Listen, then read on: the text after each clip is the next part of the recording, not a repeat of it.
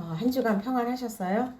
오늘의 말씀의 제목은 강성해지는 조건이라는 이 제목을 가지고 하나님 말씀을 나눠보도록 하겠습니다.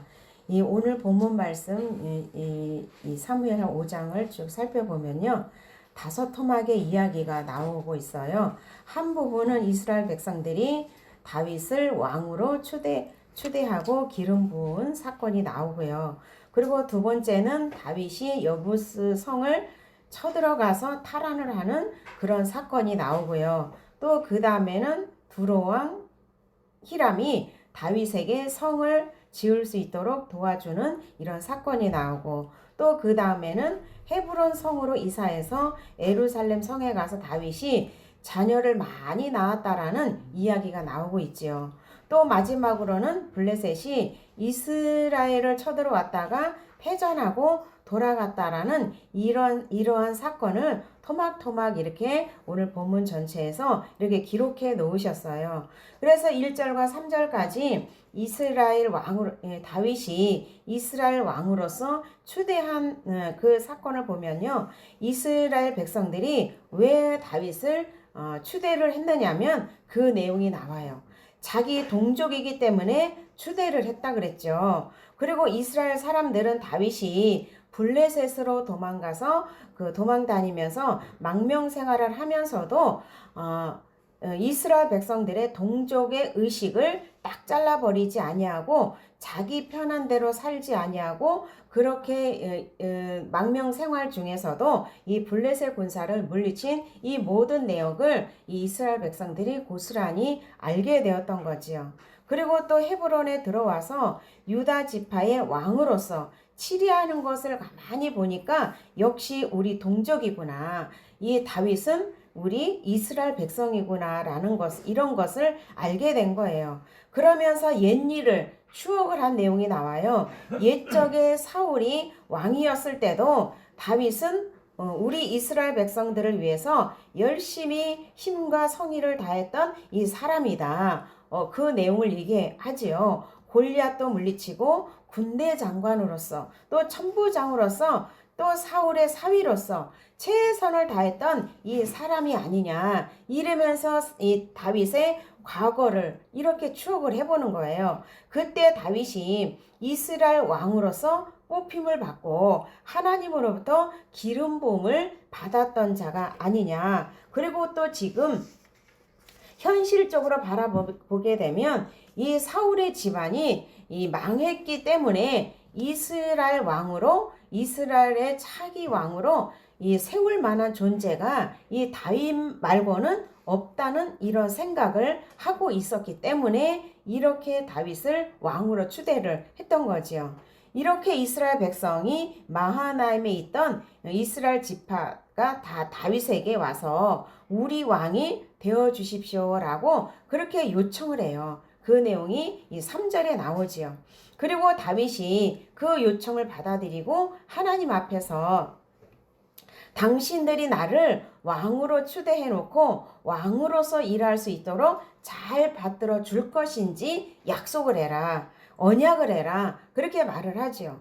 이 다윗 역시도 이스라엘 백성들을 최선을 다해서 왕으로서의 일을 최선을 다하면서 잘 감당할 것이라고 이 사명을 잘 감당할 것이라는 이 약속을 해요. 그리고 또 이스라엘 왕의 통일 왕국을 이 다윗이 이루게 되는 거지요. 그런데 이 다윗이 하나님께서 이스라엘 백성의 어떤 자로 세웠다라고 이스라엘 백성들의 입을 통해서 말을 하나요? 2절 하반절에 그 내용이 나오죠. 이스라엘 목자와 주권자로 세웠다라고 그렇게 이스라엘 백성들이 다윗에게 고백을 해요. 이스라엘의 이 목자와 주권자라고 하는 이 두 직분은 누가 가지고 있느냐면 이 왕이 가지고 있는 거예요. 이 목자라고 하는 직분은 무슨 일을 해야 되느냐면 이스라엘 백성들의 의식주 문제를 해결해야 돼요. 그리고 주변 국가들이 침략을 해 들어오면 보호를 해줘야 되는 거예요. 그것이 목자의 사명이라는 거예요. 그 다음에 이 주권자의 사명이 무엇이냐면 이스라엘 백성들 속에서 이 공의를 실현하는데 치리하는 것이 이게 주권자의 사명이라는 거예요. 그러니까 이스라엘의 왕의 직분은 이 두 직분이 있는데 이 봉사의 직분과 이 치리의 직분이 있다라는 것을 알 수가 있어요. 무엇을 봉사를 해요? 이스라엘 백성들의 의식주 문제. 또 그 다음에는 육체 보안을, 이 목숨을 보호하는 이 봉사를 하게 돼요. 그리고 두 번째 직분은 이스라엘 나라 안에서 이 공의가 실현되어지도록 이 권리를 가지고 권세를 가지고 치리하는 그런 직분을 갖고 있었던 거예요. 그래서 이 직분을 잘 감당을 하고 사명을 잘 감당을 할 것이다. 이렇게 나 다윗은 이렇게 약속을 한다라고 그렇게 말을 하는 거예요. 그런데 다윗이 왜 이렇게 이스라엘 백성들 앞에 그렇게 약속을 했을까요? 그것은 전에 왕이었던 이 사울이 왕이 되기 전에는 어땠어요? 사울이 참으로 상당히 겸손했어요. 그런데 왕이 되어서는 어떻게 했어요? 상당히 교만해졌어요.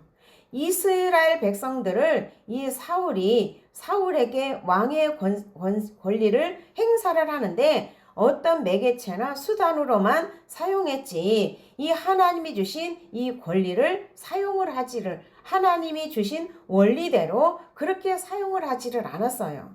그리고 또 이 사울은 하나님의 말씀을 멸시해버리고 천대해버렸어요. 하나님 말씀을 무시해버렸어요.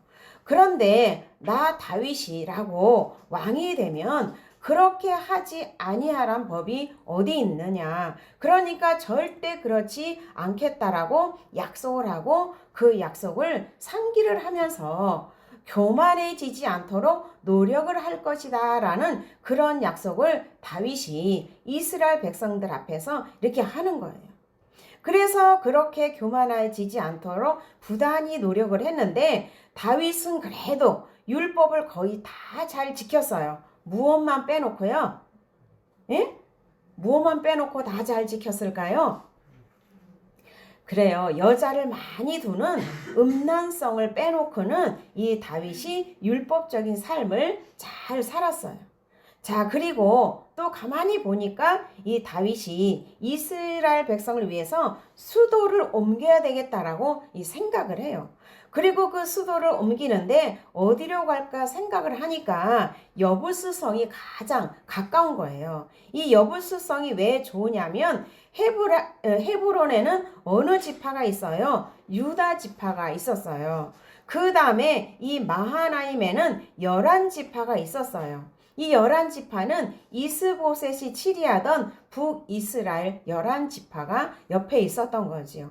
그런데 그 중간 지점에 여부스성이 있는 거예요.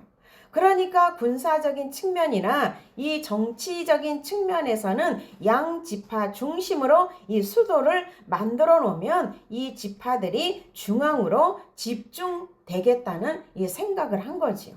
그리고 또 여부스성이 지형적으로 보면 거기에는 기온샘이 있었고 깊은 골짜기가 있어서 이 물이 많았던 그런 지역이에요. 숲이 많고 물이 많았던 지역이에요. 그리고 또 성 자체가 해발 670m였기 때문에 이 천의 요소이기도 했어요.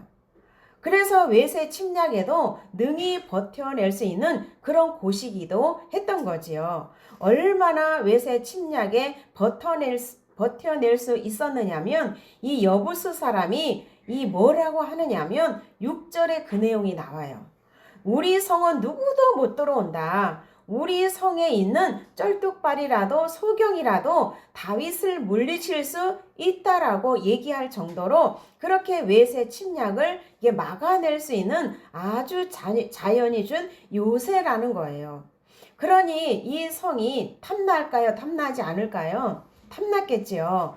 그리고 또 종교적인 측면에서는요, 이스라엘 백성들의 중심이기 때문에 예루살렘이 이 여부스 성이 중심이기 때문에 이 종교적인 어떤 행사나 또 국가적인 행사를 하기가 아주 용이한 지역이었어요.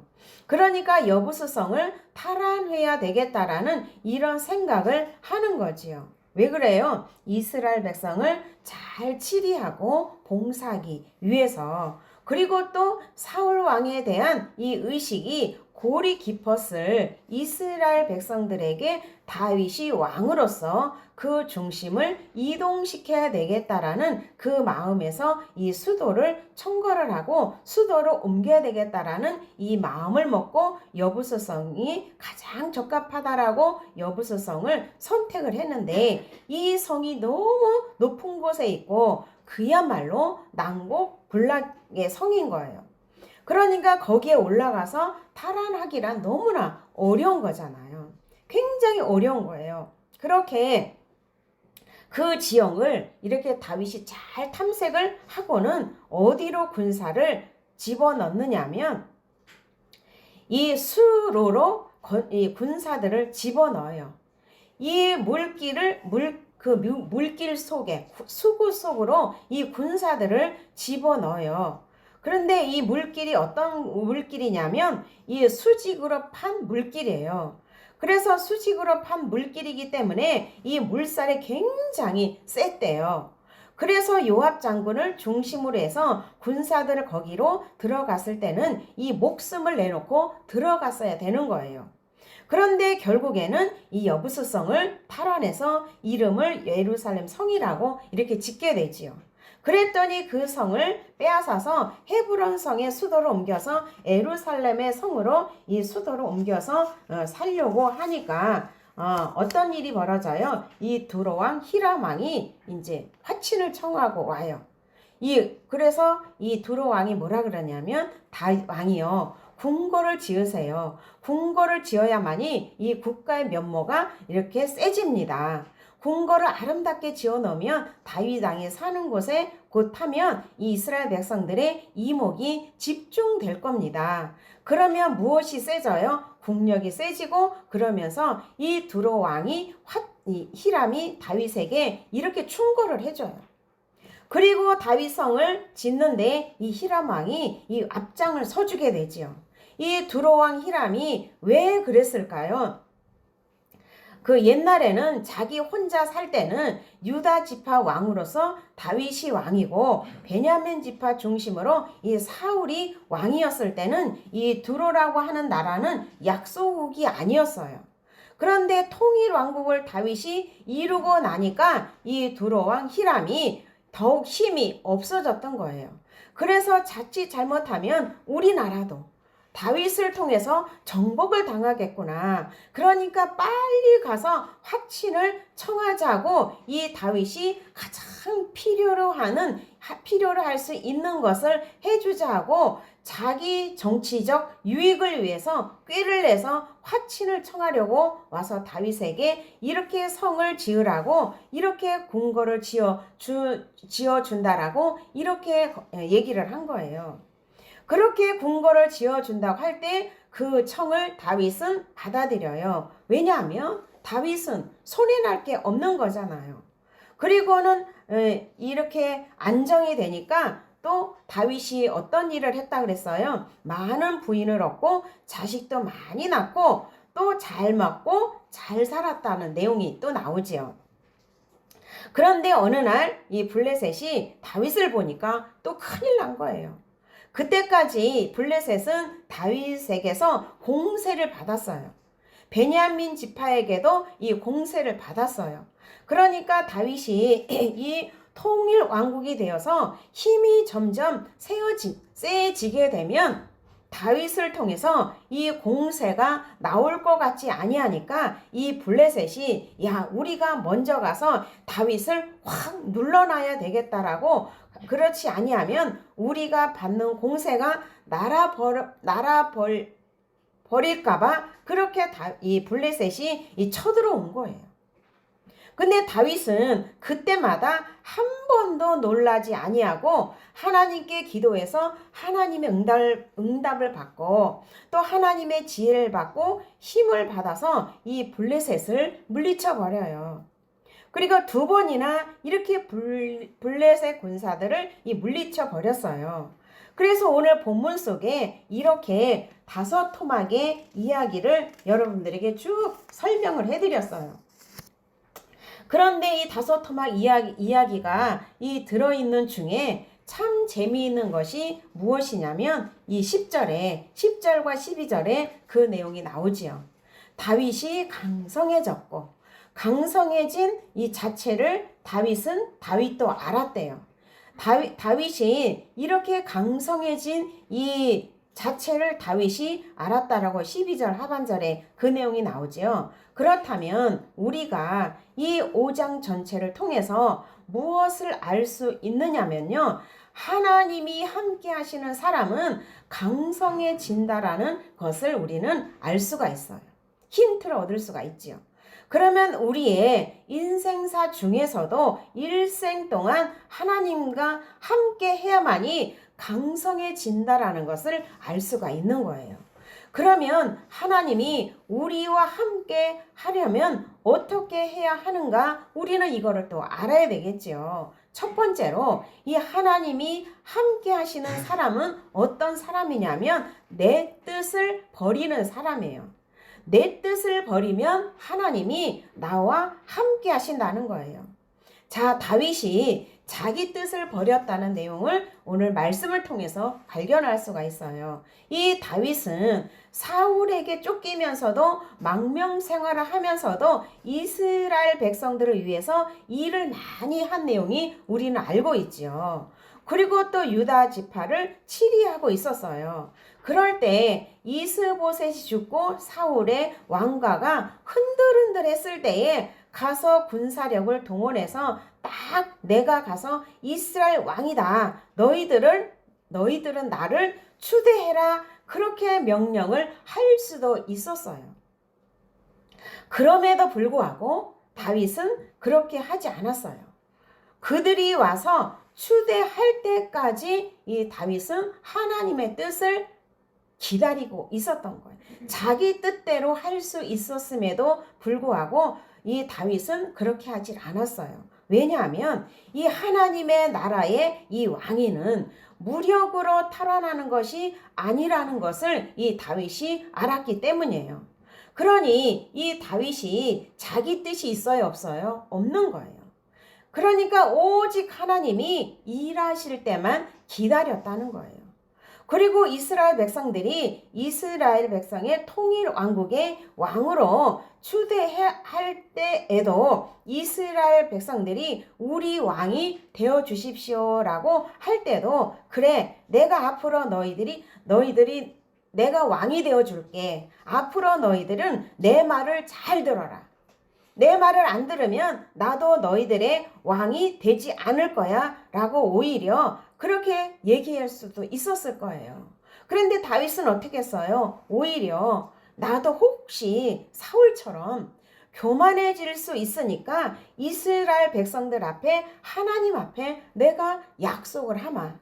교만하지 않게 율법을 잘 지킬 것이다 라고 약속을 하지요. 그러면 이 다윗이 자기 뜻이 있어요, 없어요? 다윗은 자기 뜻이 없었던 거예요. 그리고 또 여부수성을 탈환하기 전에 여부수 사람들이 다윗이 우리 성을 쳐들어온다고 말 같은 소리 하지 말아라. 쩔뚝발이도 소경도 다윗을 물리칠 수 있다라고 그렇게 다윗은 절대 우리 성을 들어오지 못한다라고 그렇게 했잖아요. 그런데 다윗은 이런 난곡불락 같은 환경을 보고 판단을 하고 자기 계획을 세웠나요? 안 세웠어요. 자기 뜻을 다 버려버리고 하나님이 함께 하시면 안 될 일이 없다라고 하고 한번 해보자라고 그 주변을 돌다가 이 수구를 발견하고 그 여부스성을 탈환하고 자기 성 이름을 예루살렘이라고 지은 거예요. 그러면 다윗은 자기 뜻을 버리고 하나님의 뜻을 구하고 최선을 다해서 그렇게 성을 함락시킬 이런 지혜를 얻게 되는 거예요. 또 다윗이 자기 뜻이 없어졌다는 것을 또 증거를 또 해드리면 이 두로왕 히람이 옛날에 어땠다 그랬어요? 내 나라나 우리나라나 비등비등 하다가 이렇게 공세를 바쳤는데 이제 이스라엘 백성들이 이 통일 왕국이 이렇게 되고 나니까 이스라엘 나라 국세가 강성해지니까 히람 왕이 와서 이렇게 손을 비비는 거예요. 화친을 청하는 거예요. 그리고는 궁궐을 지으십시오. 그 재료를 우리나라에서 다 보내주겠습니다. 할 때 자기 뜻을 펼치지 아니하고 그 말에 동조하고 그 말에 수긍하고 수용하니까 이 다윗의 궁궐을 짓는데 히람 왕이 일조를 하고 그러면 이 다윗은 타인에 의해서 이렇게 자기 궁궐을 짓고 성을 짓게 된 거지요. 그러니까 타인을 위해서 이렇게 멋진 궁궐을 짓게 된 거예요. 그러니까 다윗은 자기 뜻이 없었다라고 증거를 할 수가 있는 거예요. 이렇게 자기 뜻 없이 모든 일이 잘 되고 잘 되니까 뭐라고 해요? 다윗이 하나님이 나를 들어 쓰시는 것이 확실하구나. 하나님께서 이스라엘 백성을 높이는 것이 확실하는구나 라는 것을 확신을 하면서 이 다윗이 스스로 12절에 그렇게 확증을 하고 있는 거예요. 어떻게 확증을 해요? 12절에 다윗이 여호와께서 자기를 세우사 이스라엘의 왕을 삼으신 것과 그 백성 이스라엘을 위하여 그 나라를 높이신 것을 아니라 깨달았다는 거예요.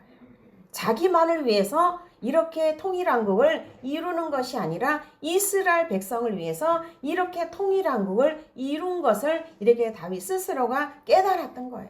이렇게 깨달은 자는 교만하지를 않겠지요. 그래서 하나님이 함께 하시는 삶을 살려면 어떻게 해야 된다 그랬어요? 내 뜻을 버리면 된다 그랬죠. 그리고 내 뜻을 버리면 하나님이 함께 하신다고 말씀을 하셨어요. 또 하나님과 함께하는 삶을 살으려면 또 어떻게 하면 될까요? 하나님의 뜻을 묻는 사람에게 하나님이 함께 하신다는 사실이에요. 이 블레셋 군사들이 쳐들어왔지요.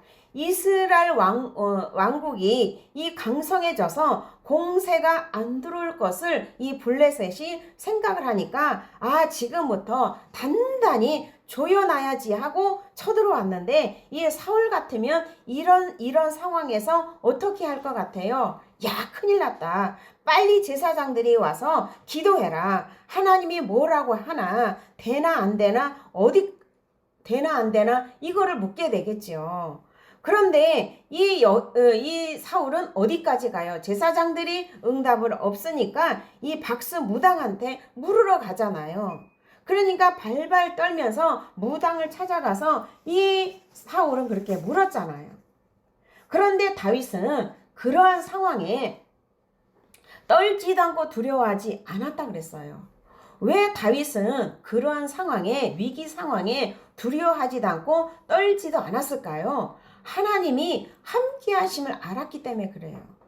그래서 곧바로 하나님께 묻지요. 하나님, 블레셋 군사들이 쳐들어왔는데요. 내가 블레셋과 싸우면 이길 수 있겠습니까? 라고 하나님께 물어보니까 하나님의 응답이 그래 올라가서 싸워라.